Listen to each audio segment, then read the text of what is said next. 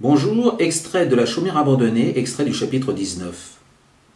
C'est le moment où le héros, François, va rejoindre la femme qu'il aime à Paris. Il se trouve dans un train. Ce complément d'information finit d'enchanter François, qui put s'assoupir dans une rêverie délicieuse. Il se dit que si Dieu avait mis sur sa route le discours de cet homme bienveillant, n'était-ce point pour l'encourager dans son voyage, lui montrer, comme Athéna avait fait pour Ulysse, la légitimité de ses ambitions? Il vit là un grand symbole d'espérance, et fut farouchement convaincu durant la demi-heure suivante du succès de son entreprise.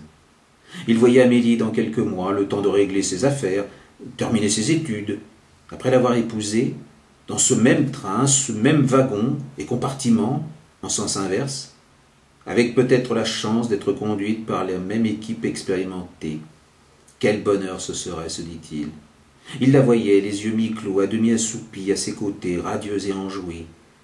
Il se demanda même s'il n'y avait pas moyen de réserver leurs 2 places à la compagnie des chemins de fer, en prévision du voyage espéré. Cette excitation était à son comble. Il voulait qu'Amélie suive le même parcours initiatique qu'il éprouve cette sensation de filer vers son bonheur, comme il le ressentait en ces minutes, dans un abandon à la destinée, mais sans crainte ni doute, comme la glisse d'un bateau sur une rivière sereine. Il alla jusqu'à souhaiter, dans ce trajet imaginaire, la présence dans ce compartiment de ces 2 hommes qui avaient été les témoins inconscients de ses angoisses. Comme il serait doux qu'ils le fussent de son triomphe, se dit-il en abandonnant sa rêverie pour une courte sieste. Le train filait à pleine vitesse, traversait les champs et vallons, hurlait la puissance de ses rythmes saccadés, sifflait aux 4 vents, sans prendre garde aux frayeurs causées aux animaux, aux vieux paysans hostiles à la modernité, ou aux poètes en quête de silence. François ouvrait un œil de temps en temps pour se rassurer. Chaque mètre parcouru, ce sol qui défilait sous ses yeux, sans rien pouvoir retenir, cette force inébranlable devenue l'allié de sa volonté, le rapprochait avec certitude de l'être aimé.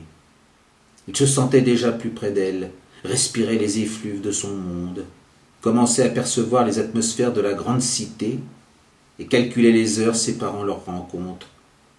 Au fur et à mesure de l'approche de Paris, il ne pouvait plus laisser courir son imagination sur la suite des événements, comme il le faisait quelques heures plus tôt. La source s'était tarie avec les premiers signes d'un urbanisme comprimé. L'heure n'était plus à la rêverie. Il n'écoutait plus les conversations d'autrui, mais songeait à la lettre adressée à Amélie pour la prévenir de son arrivée et d'un rendez-vous fixé le lendemain à l'occasion d'une soirée donnée par ses parents. Il se remémorait chaque mot écrit, soupesé, choisi avec soin, pour lui témoigner sa ferveur, sans choquer la demoiselle de qualité. Il savait trop bien que la lettre pouvait être interceptée par une parente, une gouvernante, une domestique. Qu'avait-elle pensé en la recevant? S'était-elle émue de la tournure de ses phrases et des sentiments parsemés entre les paragraphes, entre 2 images aux interlignes de son cœur, avec la discrétion du marchand de sable dans la dispense du sommeil? Il avait entrecoupé ses écrits d'exercices de violon, d'extraits de sonates et de mélodies, afin que les alliances de son archet avec les cordes de son instrument lui suggèrent les mots les plus doux, les prévenances les plus fines. Il avait savouré ces instants de création comme la promesse d'un bonheur assuré, avait ainsi prolongé son travail, au point de différer sa venue à l'égal d'une belle promenade étirée au soleil couchant.